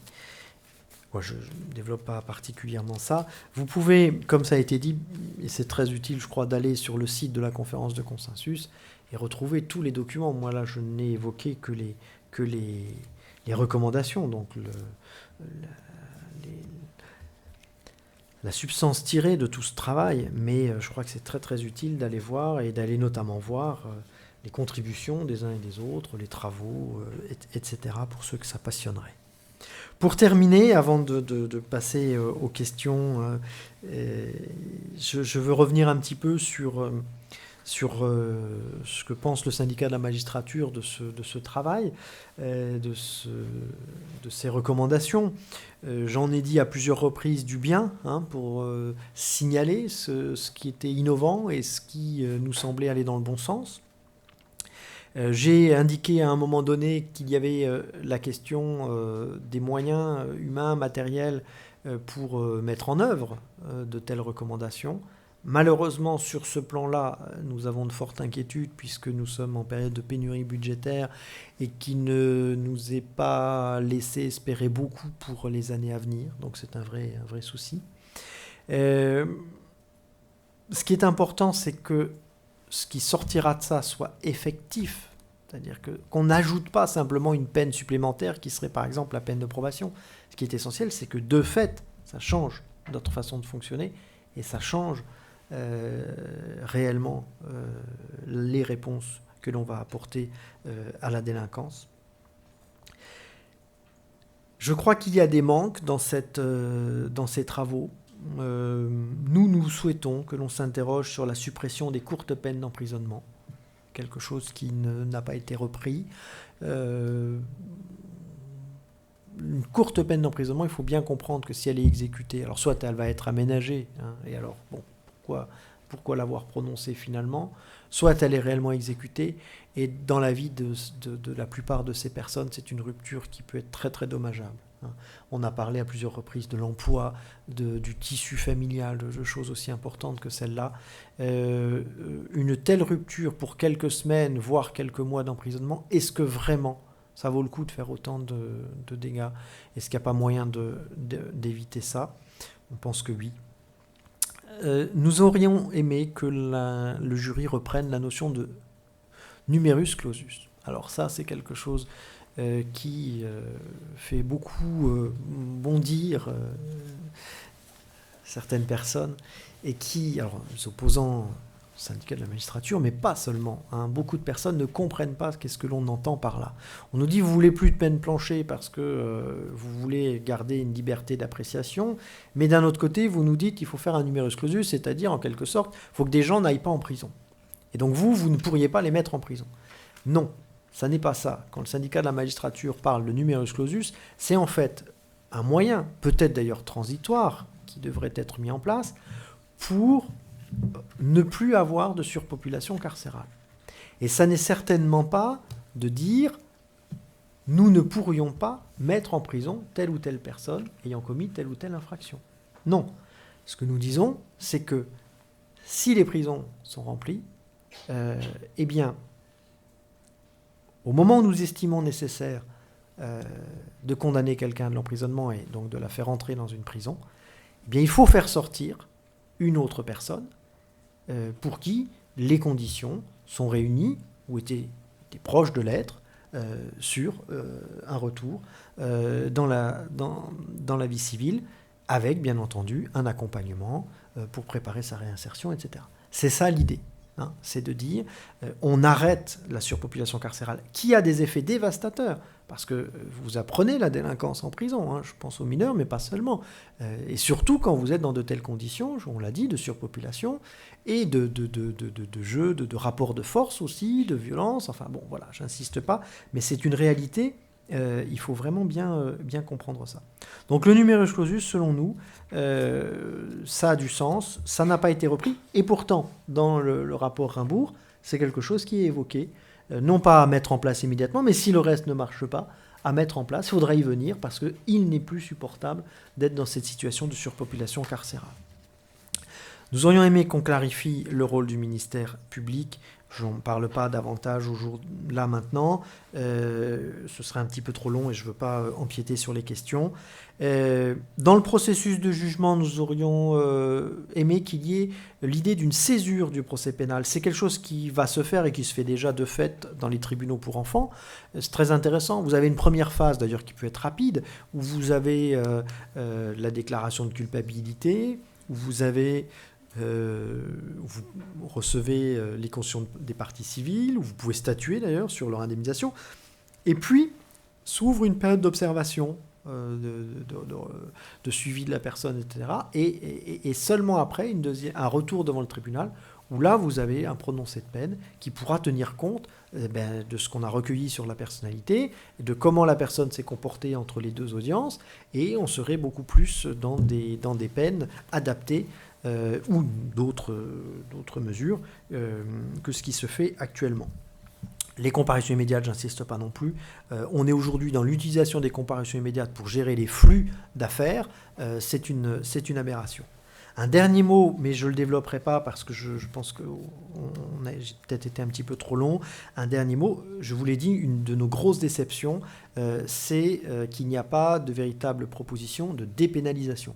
Or, c'est essentiel, c'est-à-dire qu'il faut absolument qu'on arrête de tout vouloir pénaliser dans notre société et il faudrait désengorger, si je puis dire, le terme n'est pas beau, les juridictions. Il faut absolument traiter autrement certaines infractions. Par exemple, pour donner cet exemple, les drogues, c'est la consommation relève selon nous de problématiques de santé publique et non pas de problématiques pénales. Bon, on aurait d'autres exemples à donner, on peut s'interroger sur les affaires de circulation routière, etc. Et on a des comportements, par exemple le racolage, là on en a parlé, ça devrait normalement être abrogé. On a beaucoup d'infractions qui ne devraient pas être, et en tout cas on ne devrait pas gérer ça dans nos juridictions. Un mot pour terminer sur les suites. Nous avions entendu Christiane Taubira, un garde des Sceaux, dire qu'elle s'engageait à respecter les recommandations du jury de consensus. C'est ce qu'on avait entendu au début à sa mise en place. On l'a rencontrée il y a peu. Ce qu'elle nous a dit, c'est que le Premier ministre, à qui les conclusions ont été remises, avait bien annoncé qu'il ne s'estimait pas lié par ces recommandations. Donc, entre-temps, je crois qu'il s'est passé quelque chose. Donc, tout ça pour dire que tout est à faire. Maintenant, on a ce travail de recherche, de consensus, ou en tout cas de mise à plat de tout ce qui peut se faire, et de réflexion, qui était bien utile, est terminé. Qu'est-ce qu'on va en faire aujourd'hui? Qu'est-ce que nos gouvernants vont en faire? Le syndicat de la magistrature, vous en doutez, pousse dans un sens. Il faut absolument concrétiser par des réformes tout ce qui est là-dedans. Nous espérons que ça se fera.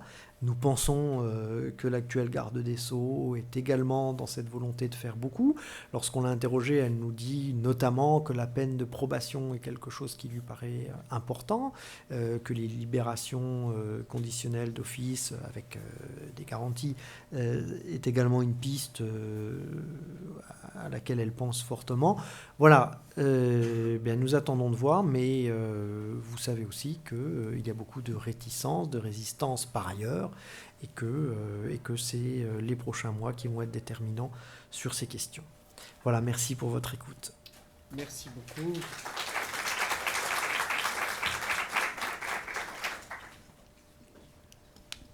Voilà, donc le micro est à votre disposition pour poser toutes les questions. Je trouve que du point de vue méthodologique, il est bon de regrouper des questions qui se ressemblent. Donc vous ne répondrez peut-être pas du tac au tac, mais posez vos questions. Moi, c'est ma seconde mission, c'est celle de faire circuler ce micro. Qui le veut? Vous n'en voulez pas? Allez-y, peut-être qu'on va vous entendre si vous parlez assez fort. Non. Non, alors il faut absolument le micro pour des raisons techniques. D'accord.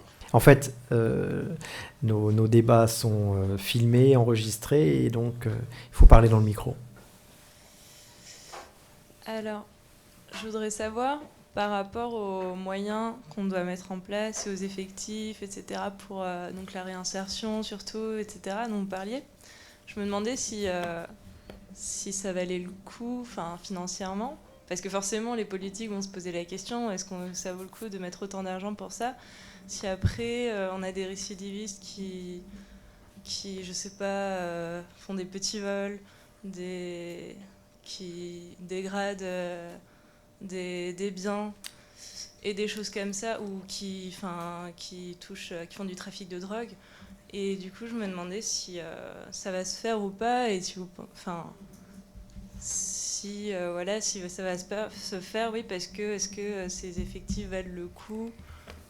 Parce que moi, je trouve que j'ai l'impression que c'est impossible, ça va jamais être fait à cause d'une question de coût, quoi. En dehors du fait que c'est la crise et que bon, c'est pas le moment, je pense, pour mettre tous ces effectifs en place. Voilà. D'accord, c'est noté la question.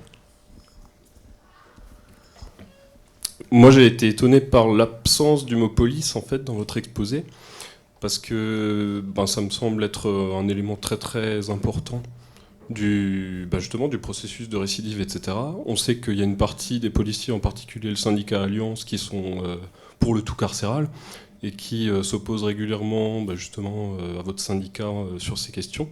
Donc je voulais un petit peu savoir en fait quelles étaient les propositions, les pistes pour travailler peut-être plus en partenariat avec la police et essayer de développer une vision commune ou une approche commune avec justement les forces de l'ordre.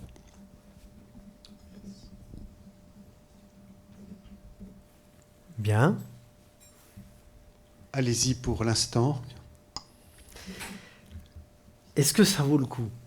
Alors, évidemment. Mais la question, vous avez raison de la poser.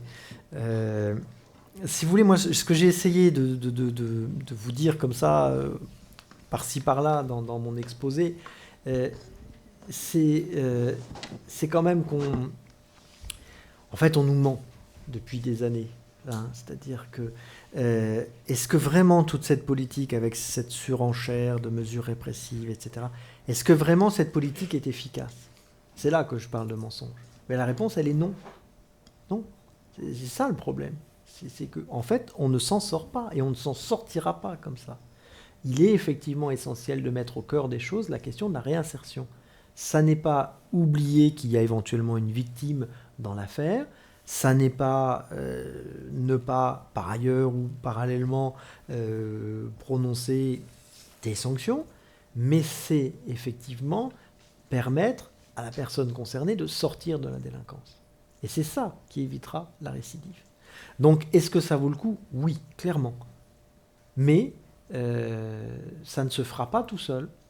Il faut déjà qu'il y ait un minimum d'adhésion. Il faut effectivement réinverser ce processus qui fait qu'on a raconté un peu n'importe quoi aux gens et les gens ont fini par croire à ces idées-là. Et puis, accepter l'idée qu'il faut peut-être mettre les moyens, ou en tout cas plus de moyens financiers et humains, sur ce qui n'aura pas d'effet immédiat, mais sur ce qui aura des effets dans un certain temps. C'est le même problème pour la prévention. Par rapport aux mineurs, par exemple, c'est sûr que si vous voulez réintroduire des moyens qu'il y avait avant, mais on a progressivement supprimé le travail sur le terrain de prévention avec les jeunes, si vous voulez remettre de telles équipes sur le terrain à proximité, là où vivent les jeunes, pour les amener plutôt à faire du sport que d'aller casser des voitures, c'est basique ce que je dis, mais c'est vrai, vous n'en verrez pas les résultats dans les 6 mois. Ça, c'est sûr. Donc les statistiques, ça ne va pas être... Voilà. Est-ce qu'on a le courage et est-ce qu'on se donne les moyens d'agir comme ça, de changer les choses, vraiment. Donc bien sûr, oui, on est absolument certain que ça vaut le coup, y compris en termes d'efficacité. Mais ça demande un petit peu de temps. Et là, actuellement, on a déjà des réactions outrées et des cris de membres de l'ancienne majorité qui nous disent « ça y est, la délinquance explose, les chiffres remontent ». Mais attendez, la délinquance explose. Mais d'abord, les chiffres, les statistiques policières, judiciaires, les statistiques policières sont complètement faussées. C'est-à-dire, on a gonflé les statistiques, par exemple, en multipliant les contrôles d'individus qui fumaient un joint dans la rue. Voilà, vous avez, un contrôle, une affaire élucidée. Parfait. Un bâton, vous avez des chiffres formidables. Après, est-ce qu'on va essayer de faire tomber des gros réseaux de drogue, etc., avec les têtes ? Absolument pas. La justice n'a absolument plus, ni la police, les moyens de se soucier de ça. Donc voilà, il faut aussi résister, il faut aussi avoir du courage pour dire à l'opinion publique, attendez, on est en train de faire un travail en profondeur, il faut changer la donne, il faut effectivement investir là où c'est réellement utile, mais ça ne va pas se voir tout de suite. Et c'est là que c'est compliqué. L'absence du mot police, oui. Alors en même temps, j'ai pas non plus envie toujours de répondre à Alliance, mais vous avez raison. Voilà, c'est le tout carcéral ou c'est sortir du tout carcéral. Bon, nous on veut sortir du tout carcéral. Alors, comment travailler en partenariat ? Bien sûr qu'il faut essayer de ne pas être dans cette guerre police-justice. Bien sûr, c'est qu'à la magistrature, on ne s'amuse pas à entretenir cette guéguerre-là. Certaines de nos préoccupations sont communes. Je parlais à l'instant, par exemple, des statistiques. Beaucoup de policiers qui ne supportent plus cette pression statistique. On a complètement transformé leur travail, on a récupéré leur travail et on les a empêchés de faire un véritable travail de terrain, d'élucidation de certaines affaires, de proximité avec le citoyen, parce que c'est là qu'il y a beaucoup de choses à faire. Nous, on est dans du travail et on va essayer de développer effectivement des commissions police, citoyen, justice, où on essaye avec certains syndicats qui acceptent aussi de voir les choses autrement que sous le seul angle répressif, d'amener des échanges, une meilleure compréhension. Voilà, mais c'est pas simple.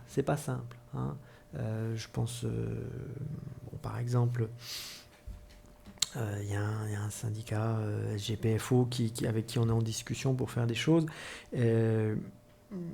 C'est un syndicat qui n'est pas hostile à la question du matricule. Vous savez, c'est ce problème des contrôles aux faciès dans la rue. Oui, pourquoi aujourd'hui, si vous êtes basané, vous êtes 7 fois plus contrôlé que si vous ne l'êtes pas ? C'est quand même énorme. Ça fait partie des choses pour lesquelles on se bat. On se dit, attends, il faut arrêter ces contrôles aux faciès. Et le moyen de les arrêter, c'est effectivement peut-être devoir remettre un récépissé ou que la personne ait un matricule. Enfin voilà, il y a des choses à faire. Bon, bah écoutez, certains policiers en sont conscients, sont d'accord pour discuter de ça. On va essayer. Hein. On va essayer.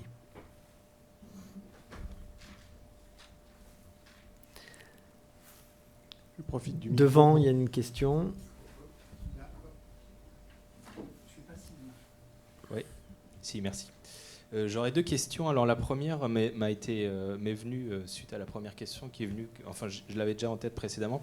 Est-ce que vous ne pensez pas qu'il y a un vrai problème de conscience collective dans la société et peut-être, ça marche mieux comme ça, peut-être un problème de communication de la part des pouvoirs publics pour justement essayer d'expliquer aux gens que oui, il y a la crise, que oui, il y a des difficultés partout, mais que c'est pas pour autant qu'on doit se dire, bon, la prison, ça vient en 15e position. Et donc, en allant par là, est-ce qu'il n'y aurait pas un problème aussi? Vous avez beaucoup insisté par rapport à la surpopulation carcérale sur le problème de la politique pénale. Finalement, ce serait dû à, et je suis certain qu'il y a de ça aussi, des peines planchées, de la surpénalisation, etc. Mais est-ce qu'il n'y a pas aussi un problème d'investissement dans le fond? Est-ce qu'il ne faudrait pas tout simplement aussi construire des prisons et rénover des prisons, etc. Et enfin, par rapport à ça, par rapport à la surpopulation, je sais que le problème est aussi très présent à l'étranger. Vous l'avez évoqué, je crois qu'en Angleterre, ils ont aussi beaucoup de problèmes. Est-ce qu'on essaie de regarder un petit peu ce qui se fait à l'étranger? Est-ce que ça pourrait nous souffler certaines solutions? Voilà. Je réponds ou il y a d'autres questions immédiatement? Oui, allez-y. Oui, bonsoir, merci. J'avais une question par rapport à ce projet de peine de probation qui a été donc répété à de nombreuses reprises, qui a aussi été, il me semble, mis en avant par le rapport parlementaire dont il était question au début de la conférence. Mais techniquement, je me demande si le simple fait d'encourager déjà et de systématiser l'usage de peines comme le suivi socio-judiciaire, qui est très très sous-utilisé, ne pourrait pas jouer le rôle qu'on compte assigner à la peine de probation et ne pourrait pas suffire plutôt que d'adopter une réforme qui risque d'être très lourde et qui risque de poser beaucoup de problèmes, ne serait-ce que de droit transitoire et de problèmes d'ordre de droit procédural. Alors que concrètement, quand on compare ce qui existe déjà au niveau du sursis mis à l'épreuve et du suivi socio-judiciaire avec ce qui est proposé pour la peine de probation, grosso modo, la seule différence, c'est que dans ce qui existe déjà, il y a une peine plus ou moins automatique lorsque le contrat est brisé, alors que dans la peine de probation, il y aurait une deuxième audience qui d'ailleurs s'ajouterait à l'encombrement déjà important du rôle des tribunaux. Est-ce que cette différence-là justifie une réforme de cette lourdeur, ou est-ce qu'on ne pourrait pas simplement se contenter d'encourager par, je ne sais pas, par circulaire par exemple, le recours au suivi socio-judiciaire? D'accord, je vais répondre à ces questions.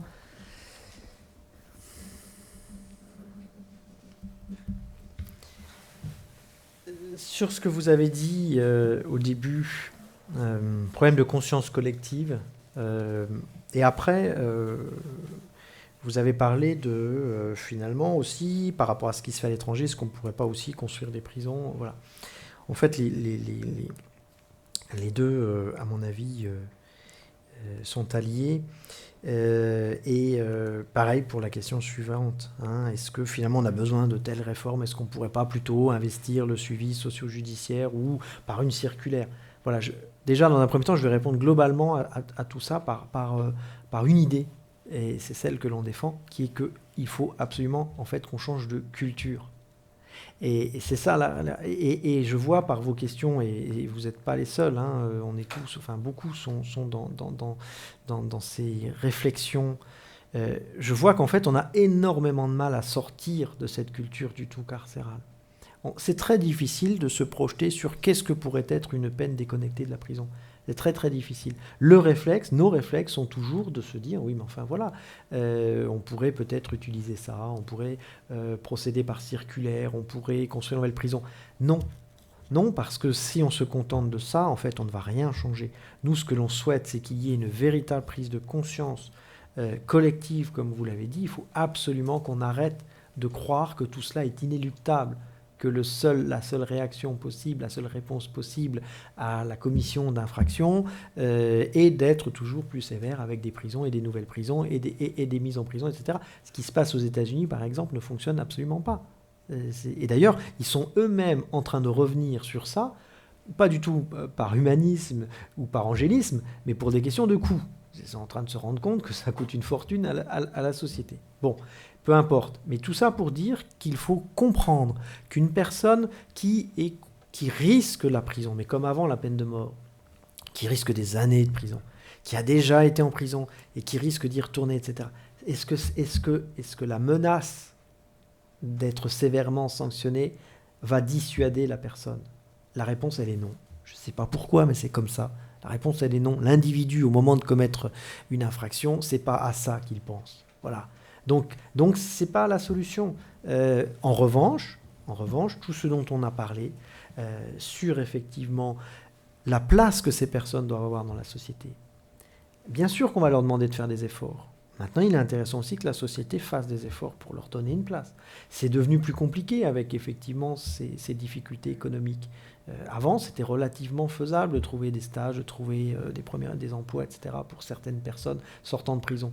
Aujourd'hui, c'est presque impossible, puisque des personnes qui n'ont pas ce parcours chaotique et difficile, elles-mêmes n'arrivent pas à trouver du travail. Donc c'est effectivement devenu très difficile. Et pourtant, la clé, elle est là.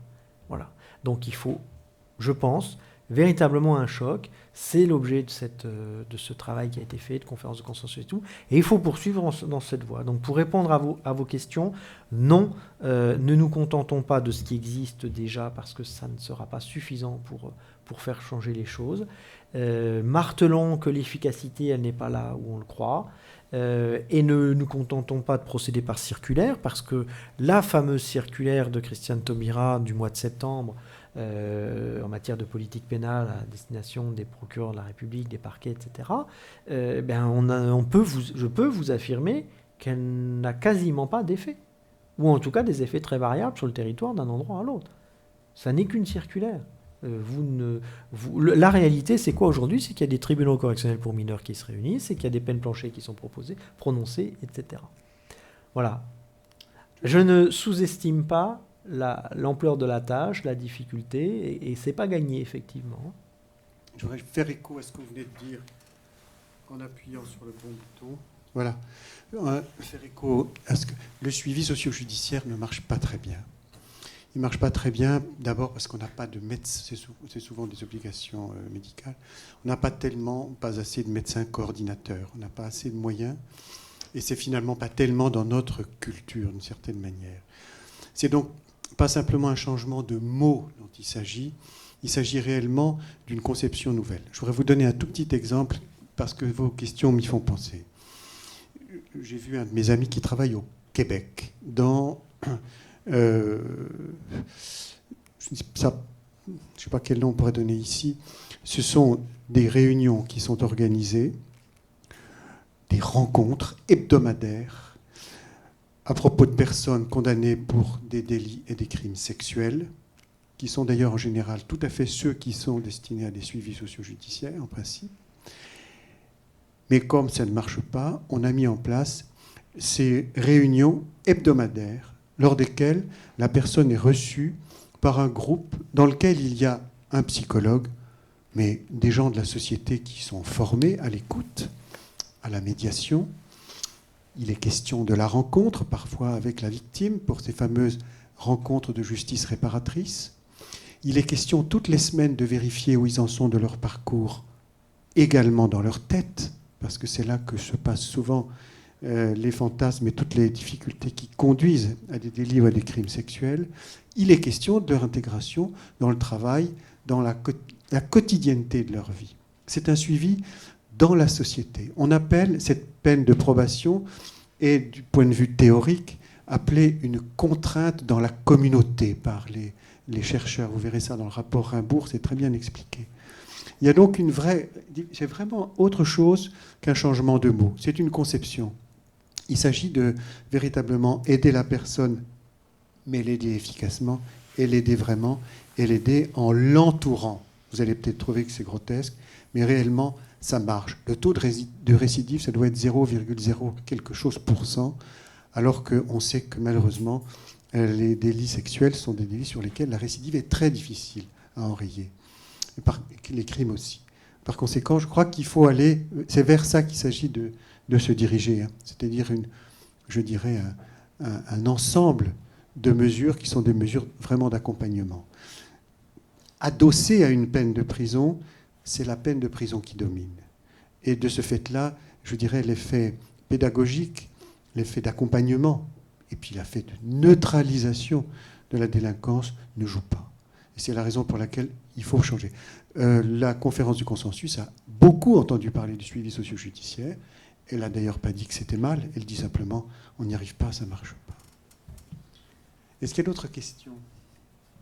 Oui. Il faut amener le micro. Il faut que j'amène le micro.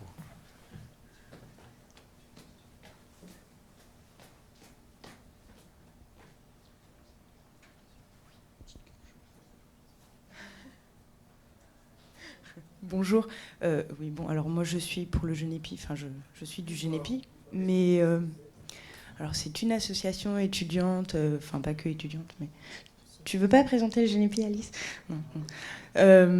Donc nous on intervient en prison justement pour justement le décloisonnement particulièrement, ce genre de choses. On fait beaucoup d'activités avec les détenus en prison, donc scolaires et pas scolaires aussi pour socioculturel. Donc nous, on est très contents des réformes engagées par Madame Taubira et tout, mais c'était pas du tout l'objet de ma question en fait. Mais parce que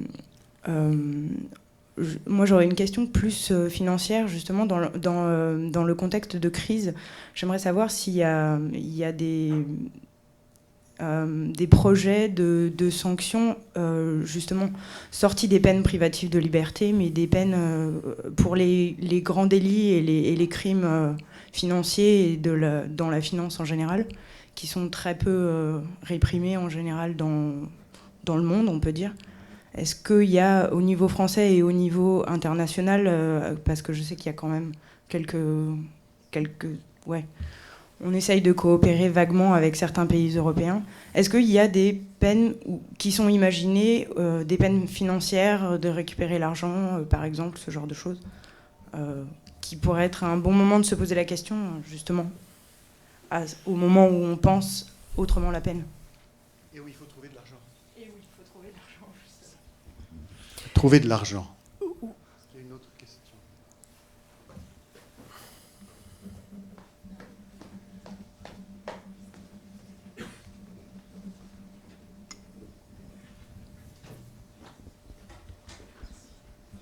Bonjour. Ma question, c'est sur la rétention de sûreté. Elle est assez simple, du coup. Est-ce que vous pensez que c'est conforme à la CEDH ? Voilà. Et si on se réfère à la détention de sûreté allemande qui a été condamnée en 2012, est-ce que vous pensez que ça va tenir longtemps ? Deuxième question, c'est est-ce que la justice est le seul moyen pour lutter contre la récidive ? N'y a-t-il pas d'autres moyens ? Voilà, merci. Je vais répondre à ces questions. Alors, la première. Bon, je m'attendais à tout de la part du Genepi, que le syndicat de la magistrature soutient et on trouve formidable tout ce que vous faites. Mais du coup, alors, je ne m'attendais pas à ce qu'on parle de la finance avec vous, c'est formidable. Non, mais vous avez raison. Deux, trois éléments de réponse comme ça. Vous avez vu ce déferlement là de ces derniers jours, et alors ça a rebondi avec la notion de l'impartialité, parce que un des juges d'instruction, parce que n'oublions pas qu'il y a une collégialité, un des juges d'instruction qui a mis en examen M. Nicolas Sarkozy a signé l'appel des 81 juges pour que on ait dans ce pays enfin une vraie politique en matière de lutte contre la corruption et contre la grande délinquance financière. Donc, ça évoque ça quand vous posez votre question, parce que oui, malheureusement, il faut le dire, dans notre pays, on a très peu investi, voire même désinvesti ces questions-là.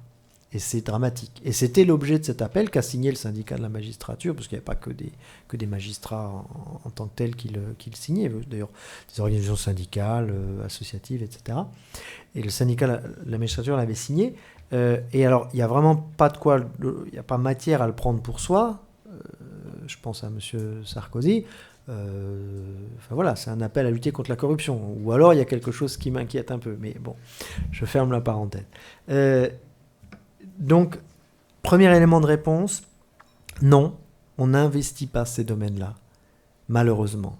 Et c'est complètement contestable, critiquable, parce que ça demande des moyens forts et on ne se les donne pas. On ne permet pas réellement au parquet de travailler sur le plan international. On ne permet pas aux équipes de police spécialisées en matière financière d'avoir des effectifs suffisants, d'avoir des moyens. Voilà, on ne joue absolument pas le jeu. Alors, je ne suis pas spécialiste de ces affaires-là, mais je peux vous affirmer que malheureusement, on n'investit pas ça. Et que, alors que nous avions tous entendu un certain discours au Bourget l'année dernière, je ne vois pas aujourd'hui ce qui change. Et je ne vois rien venir dans ce domaine. Alors vous dites, ça ne serait pas un bon moyen de trouver de l'argent. Ben oui, je suis entièrement d'accord.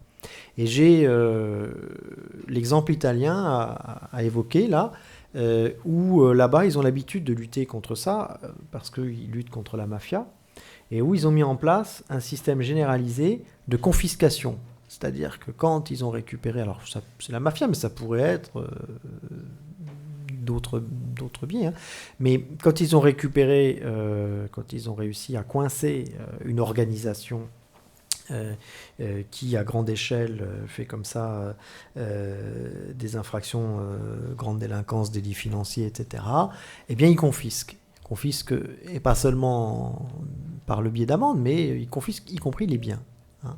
Et ces biens, ils sont donnés aux collectivités publiques, ils sont réutilisés pour que les gens du quartier, un palace, et hop, on va en faire une espèce de maison de la culture, par exemple. Ou un restaurant mafieux, on va en faire un restaurant social, etc. Et donc voilà des choses qui pourraient effectivement être faites. L'idée, n'est pas tout à fait dans ce que vous disiez, mais l'idée, elle est là. C'est-à-dire que pourquoi est-ce qu'on ne se donne pas les moyens de lutter contre ça ? Et pourquoi, puisque effectivement on manque d'argent par ailleurs, on n'irait pas se servir là où est cet argent. Je suis entièrement d'accord. L'autre question, non, il y a deux questions, ou une, je ne sais plus, c'est sur la rétention de sûreté. Oui, ça c'était la première question. Rétention de sûreté, est-ce qu'on n'est pas hors des clous par rapport à la jurisprudence que vous avez citée, mais complètement. Dès le départ, on a dit, attendez, ce qui s'est fait en Allemagne, enfin moi je suis pas, on va vers ça quand même. Bon, moi je vois dire non. Bon, écoutez, dans l'idée quand même, on n'en est pas loin. Et je préciserai que la rétention de sûreté, il ne faut pas que ça s'installe. Voilà, et ça a été très très peu. Il y a eu 2-3 personnes qui ont été concernées en réalité. Il ne faut pas que ça s'installe. C'est quelque chose qui est, à mon avis, à notre avis, indéfendable sur le plan des principes. Voilà. Alors après, est-ce qu'on réussit à se caler, à dire qu'on a mis des garanties suffisantes pour que ça passe au niveau européen ou pas ? Je ne vais pas donner cette réponse-là, mais en tout cas, c'est tout à fait injustifiable sur le plan des principes. Vous aviez posé une autre question, mais je ne me souviens plus de... Si la justice, c'était le seul moyen de lutter contre la récidive. Ouais, c'est un petit peu ce qu'on a dit, un peu. C'est ce qu'a expliqué le jury de consensus. C'est qu'en fait, la question de la récidive, c'est pas seulement l'affaire de la justice, c'est l'affaire de toute la société. Ce que M. Lorrain a expliqué tout à l'heure, très bien, c'est cette idée que c'est toute la société qui doit s'impliquer dans l'accompagnement du délinquant sorti de prison ou pas d'ailleurs, enfin voilà. Ça, c'est très très important. Hein. Je pense notamment aux jeunes, on a des systèmes, par exemple en Hollande, le jeune il est dehors, mais il est accompagné réellement par tout le monde, au niveau de l'établissement scolaire, au niveau d'équipes d'éducateurs sur le terrain, au niveau de la famille, enfin voilà, c'est ça qu'il faut absolument pouvoir faire. Effectivement, vous avez raison, ces questions-là ne relèvent pas du seul arsenal judiciaire, ce sont des questions qui devraient mettre en mouvement l'ensemble de la société. C'est ce que, je pense, Christiane Taubira a essayé de faire avec cette méthode innovante, originale pour la justice, de la méthode de consensus.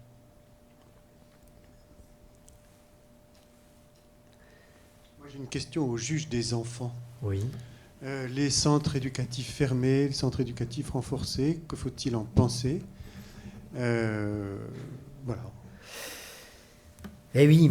Les centres éducatifs renforcés, on en a plutôt une bonne opinion. Hein. C'est-à-dire que c'est une prise en charge de jeunes qui ont déjà commis d'autres infractions, hein, le plus souvent, ou qui ont commis des faits graves, mais avec cette idée qu'il faut absolument les sortir provisoirement de leur contexte, de leur environnement, et les remettre dans un fonctionnement beaucoup plus positif, sain, etc. Donc c'est quoi? Ça dure 4 mois, 5 mois. Le mineur, il part, en général, avec une équipe, avec une dizaine de jeunes, et ils vont alterner différentes actions. Alors, souvent, ça s'appuie sur du sport, ça s'appuie sur de la spéléo, mille une choses, de la marche, etc. L'idée étant de retrouver un rythme de vie normal, de retrouver le sens de l'entraide, de redonner confiance aux gamins. C'est-à-dire que, vous savez, ça va très vite. Hein, les mineurs délinquants, le plus souvent, il y a des gros soucis dans leur histoire, dans leur environnement. Hein. Ils ont eux-mêmes été en grande difficulté, sinon maltraités, et ils n'ont pas confiance en eux-mêmes. Donc la première des priorités, c'est de leur redonner confiance. Et ce type de prise en charge permet ça, parce que ça dure suffisamment longtemps et on est dans un vrai rapport éducatif avec des adultes qui peuvent effectivement aider le jeune à fonctionner autrement. Donc c'est pas mal les centres éducatifs renforcés. On a une opinion au syndicat de la magistrature tout autre des centres éducatifs fermés. Parce que là, on va essayer de faire de l'éducation, de l'éducatif, dans de l'enfermement. Et clairement, ça ne fonctionne pas. C'est-à-dire que ce qui se passe, c'est que l'enfermement prend le dessus.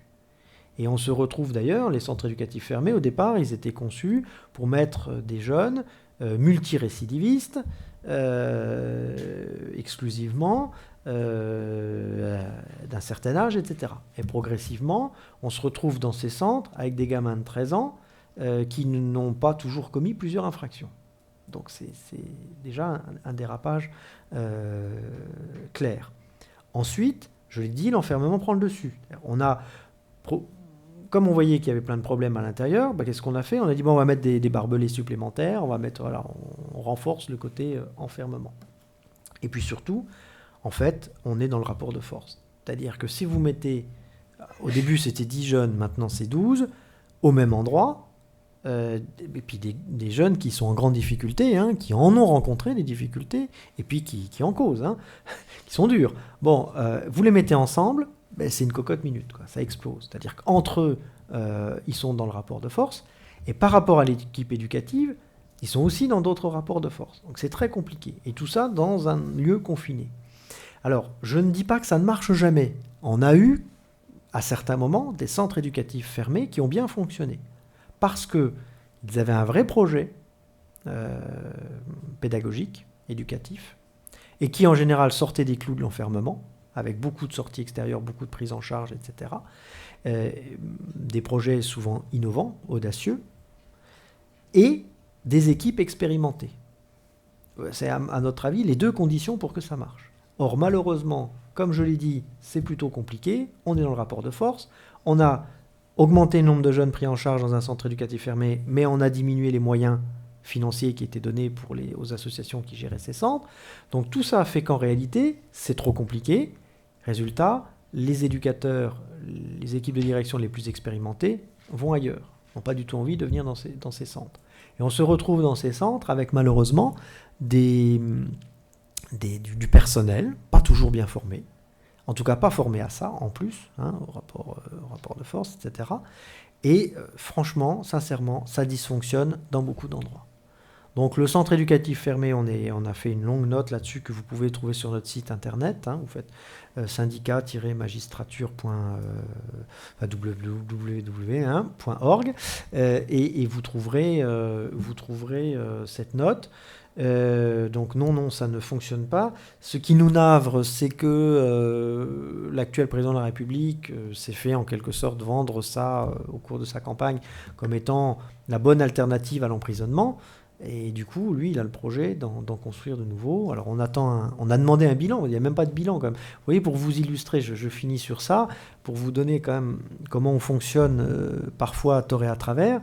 Ça fait 10 ans que ça existe, il n'y avait toujours pas de bilan de fait. Est-ce que ça fonctionne bien ? Or, on vient nous dire il faut les doubler, il faut en doubler le nombre. Il y en a une quarantaine en France, il faut passer à 80. Sans même avoir fait le bilan, est-ce que ça fonctionne ? Et on ne sait même pas ce que deviennent les jeunes qui sont passés dans un centre éducatif fermé. Voilà. Merci. Je voulais dire, pour rassurer ceux qui sont inquiets, que la conférence de consensus et le jury, bien entendu, fait des propositions dont il dit qu'ils doivent être expérimentés de manière ponctuelle, que les expérimentations doivent être évaluées et que rien ne sera généralisé avant ces évaluations. Autrement dit, on ne part pas bille en tête sur des directions qui pourraient vous paraître un peu fantaisistes. Par ailleurs, je vais reprendre ma place pour dire le mot le plus important, qui est de remercier Éric Bocciarelli pour sa présentation, d'être venu nous voir et surtout, je crois, aviver votre curiosité sur ces questions. Je vous promets que tout n'est pas réglé par le Code de procédure pénale, qui a un énorme champ. Et je me réjouis en tout cas, du haut de ma génération vieillissante, de voir que vous allez prendre en main ces questions qui sont des questions de présent, mais beaucoup d'avenir.